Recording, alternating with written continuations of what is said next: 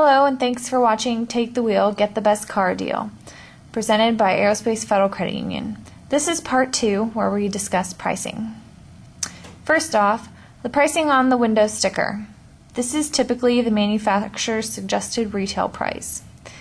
It lists all the optional equipment, the destination charge, market adjustments, and gives you the total price or sticker price. However, pricing that's not on the window sticker is the dealer invoice price, which is what the dealer actually paid for the vehicle, any rebates that are available, and any dealer incentives. As I mentioned in part 1, it's important to do your homework to make sure what rebates and incentives are available before you go shopping. Since these might not be listed, it becomes your responsibility to make sure you're getting the best deal. When you begin to negotiate the best car price, make sure you know the dealer invoice price and aim to pay less than 2% over this invoice cost. Don't be afraid to order the car if it's not on the lot. We don't want you to settle for something that you don't like. Make sure that you don't let your emotions show and don't let the dealers pressure you. And also, don't be afraid to walk out and come back later. Take time. This is a big decision. A few more negotiating tips. When you're talking to the dealers, make sure you talk about the invoice price, not the MSRP or the list price. If you have a trade-in vehicle, don't discuss this until you've set a final price. Negotiate the price first and then payments. Ask for the best offer, shop around, and then take the best deal. And make sure you read the contract carefully before you sign.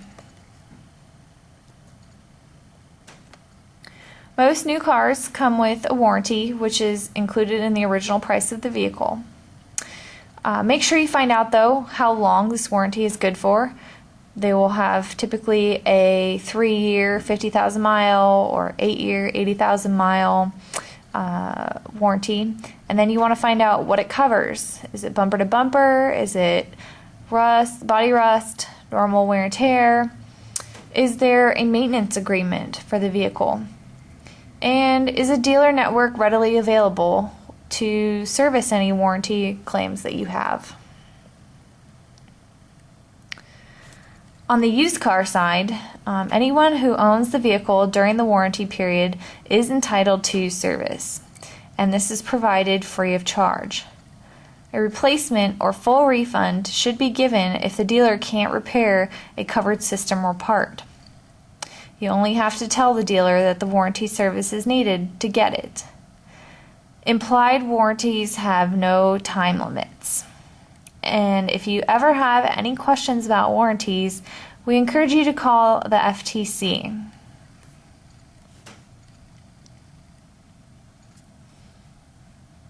Next, another thing that is really important to consider when you're shopping around is if you need all the little extras.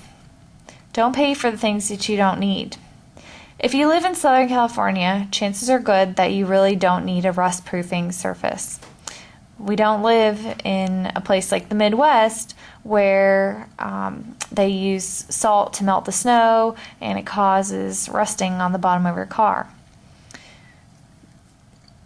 If you are very careful with the inside of your vehicle, fabric protection might not be necessary.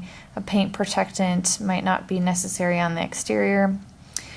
Etching your VIN on windows to deter thieves is something that most manufacturers do automatically these days, so it's not something that you should pay extra for. And also, as I mentioned before, any service contracts or extended warranties. Oftentimes you don't need to decide these right off the bat. You can wait and come back a little bit later before your normal warranty wears off. To decipher the financing options, we have a couple different suggestions. With a rebate, you forego the low interest rate loan from a dealer. They typically only offer one or the other. But if you add the manufacturer rebate to the down payment, It might make the credit union financing even more attractive. You're combining a rebate with a low rate loan instead of just taking one or the other. Oftentimes, 0% financing sounds great, but it's only available to buyers with pristine credit. They're usually very short-term loans on slower selling cars, so you're unlikely to negotiate the price.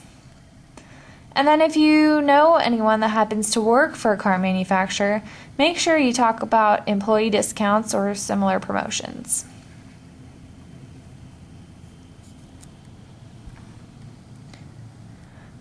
What is an upside down loan? Well, that's what happens when you owe more for a car than what it's worth. This can often happen with 5 or 6 year loans. So the lower loan term that you can take advantage of, the better. Don't finance for longer than you plan to own. Make the biggest down payment you can and buy a vehicle that will tend to hold its value a lot longer. That ends part 2 of our series. Turn to video 3 for some used car buying tips.